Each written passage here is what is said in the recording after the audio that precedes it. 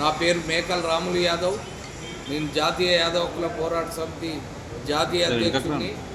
మరి ఇవాళ జాతీయ యాదవ కుల పోరాట సమితి ఆధ్వర్యంలో మరి స్టేట్ బాడీ ఇక్కడ సోమాజిగూడ ప్రెస్ క్లబ్లో నేను సమావేశం ఏర్పాటు చేసిన ముఖ్య ఉద్దేశం ఏంటంటే, మరి బీసీ సామాజిక వర్గానికి చెందిన యాదవుల ముద్దుబిడ్డ మహేశ్వరం నుండి 2 సార్లు ఎమ్మెల్యేగా బీజేపీ అభ్యర్థిగా పోటీ చేసి కొద్ది తేడాతోని ఓటమి పాలైన మరి అందెల శ్రీరాములు యాదవ్పై అక్కడ ఉన్న రోహింగ్యాలు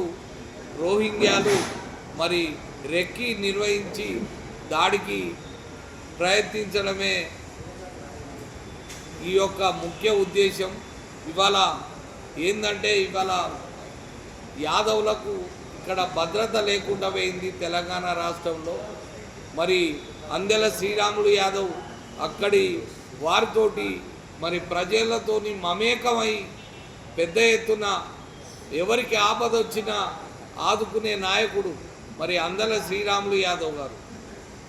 మరి ఆయన మీద మరి పాకిస్తాన్ నుంచి, అదేవిధంగా మరి బంగ్లాదేశ్ నుంచి ఎక్కడెక్కడి నుంచో వచ్చి దాదాపు 20,000 మంది మహేశ్వరం నియోజకవర్గంలో మరి తిష్ట వేసిండ్రు.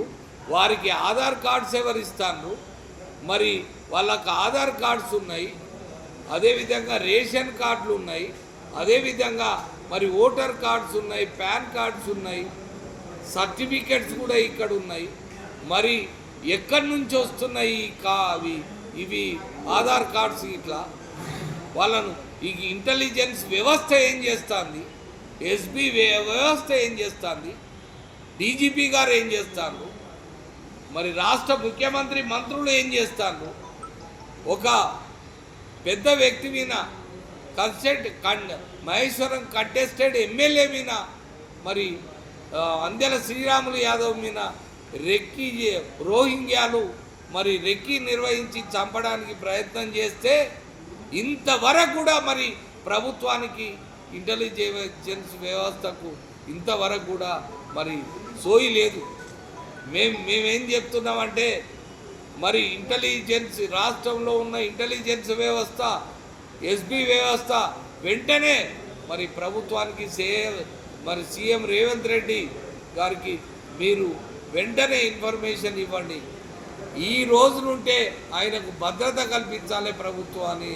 మరి ప్రభుత్వాన్ని మరియు సీఎం రేవంత్ రెడ్డిని మేము జాతీయ యాదవ కుల పోరాట సమితి ఆధ్వర్యంలో మేము డిమాండ్ చేస్తున్నాము. ఎక్కడ పుట్టినోడు వచ్చి ఇక్కడ వాళ్ళని చంపుతారు, ఎక్కడో పాకిస్తాన్లో, ఎక్కడో మరి బంగ్లాదేశ్లో పుట్టి ఇక్కడికి వచ్చి వాళ్ళని చంపుతారు. వాళ్ళ వెనుకాల ఎవరున్నారు? ఇవాళ యాదవులను టార్గెట్ చేసి, యాదవ రాజకీయ నాయకులను టార్గెట్ చేసి ఎమ్మెల్యేలుగా కానియకుండా చంపడానికి మరి వెనుక ఎవరున్నారనేది మరి ఇంటెలిజెన్స్ వ్యవస్థ, మరి పోలీసు వ్యవస్థ మరి కాపాడవలసిన బాధ్యత ఇవాళ తెలంగాణ రాష్ట్రంలో పోలీసులకు లేదా అని డీజీపీ గారిని నేను ప్రశ్నిస్తున్నాను. ఏం చేస్తాను మీరు కేవలం మీరు ఉద్యోగాలు, మీరు కేవలం మీ శాలరీస్ తీసుకోవాలి.